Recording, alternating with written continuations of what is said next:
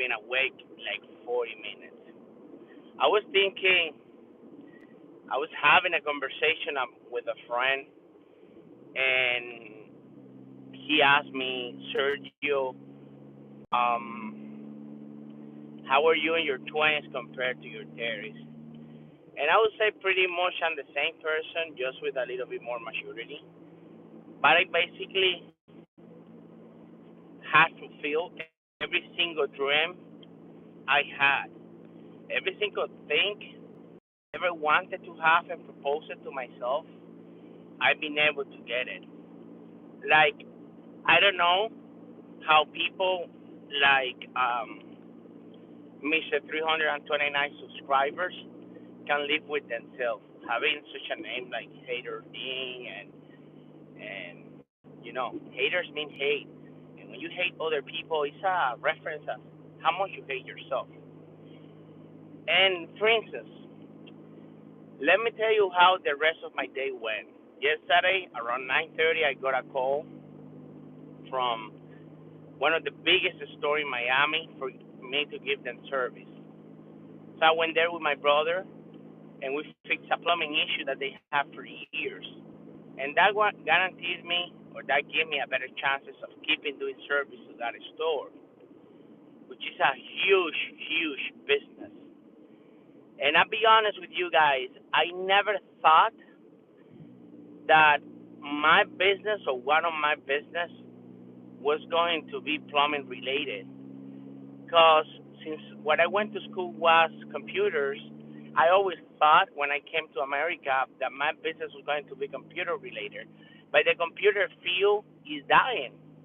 You don't see as many computers. There is nobody junior because I do the videos as video blogs. I don't advertise. I don't let people know ahead of time. And I do the videos so it can get to people organically, naturally. If they see them well, if it can help, well. If not, well, I'm just talking out loud and sharing my truth. So, anyways, as I was saying, I thought I was going to be my business, and it wasn't. Like, I actually had a company, West South Florida. We did a lot of good business, but as Instagram, not Instagram, as Facebook and MySpace took over the local market. Me and Joanne, which by the way he passed away from cancer, we said, okay, let's do something else. So we went, and I went and I worked at the airport, and he went and he worked in a chemical factory, and that's what gave him the cancer, and that's how he unfortunately died. But anyway, I kept working hard. I have my school here. I prepare a lot of good fighters, more than what I ever have posed here.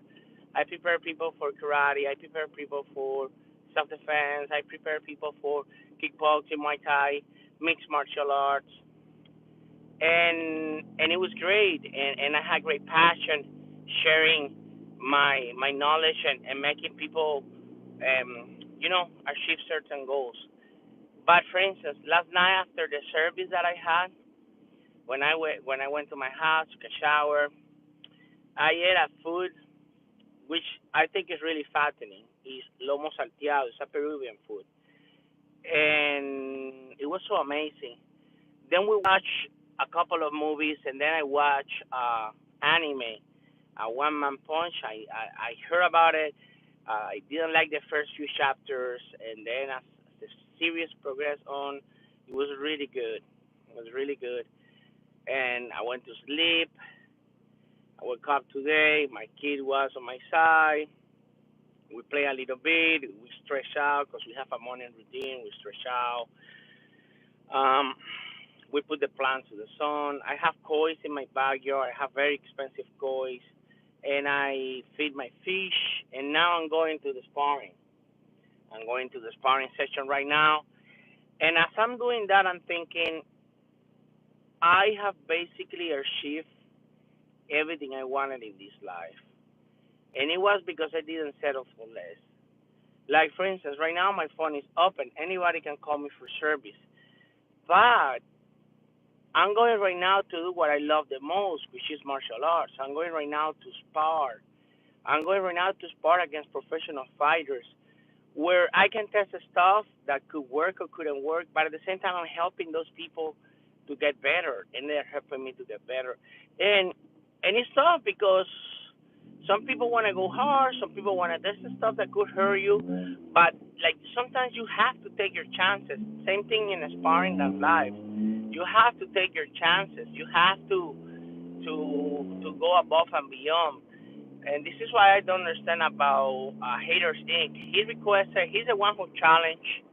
He requested a fight with me, and he wanted to come to Miami. He changed the rule set a couple of times, and it's like I don't have a saying on my own fight. It's so funny. And a few fake accounts like He's One, Mata Ninja, he's saying, "Oh, it's fair, you won." But the question, how is fair? Because these are two parties that are involved, two people. So how come a guy that I don't work, that has the worst possible record of MMA, uh, can dictate what I can or what I cannot do? In what kind of world you guys live that you think that a guy like that can dictate? And you guys can see he's scared because first of all he hasn't trained, he's not training, he's settling for less, he doesn't get any subscribers, he does work hard for his podcast, and almost nobody see him. And to be honest, I do shit too, like my podcast, my videos.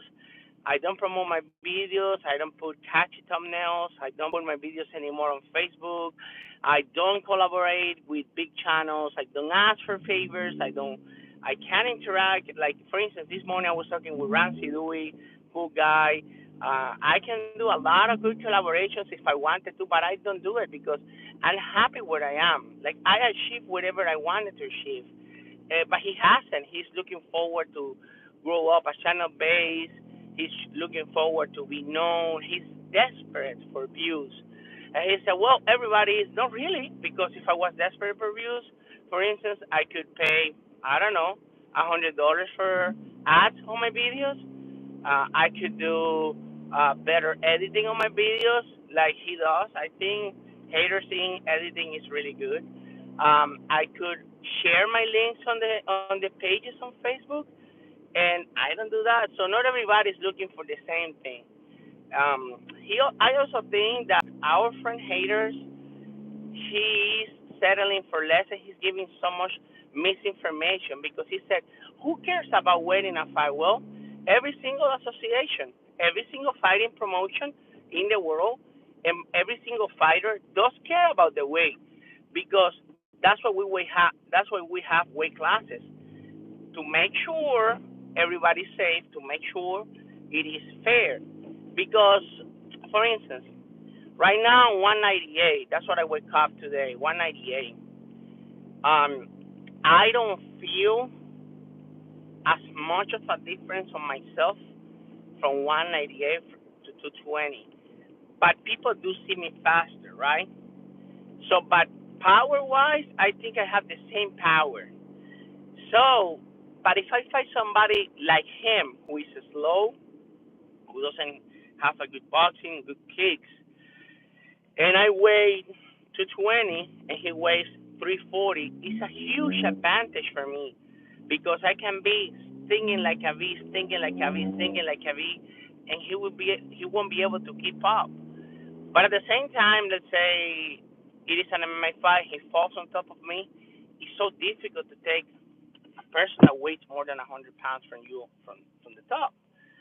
So yeah, every single association in this world does care about weight, and every single association, if I recall correctly, Joe Romero won a UFC fight, won a UFC championship, and he didn't got the belt because I think he was like 2 pounds overweight. Guys, 2 pounds overweight, and it cost him a lot of money, and it cost him the belt. He never got the UFC belt, even though he won that fight. I think it was against either Robert Whittaker or against, I I don't know the name. The guy that is missing an eye. I just forgot his name. Sorry.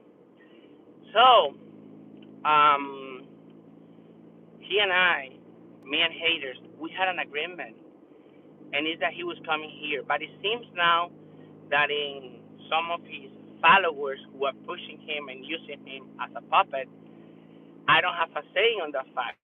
He's the one who challenged me. I already proved that. I put a video with that information.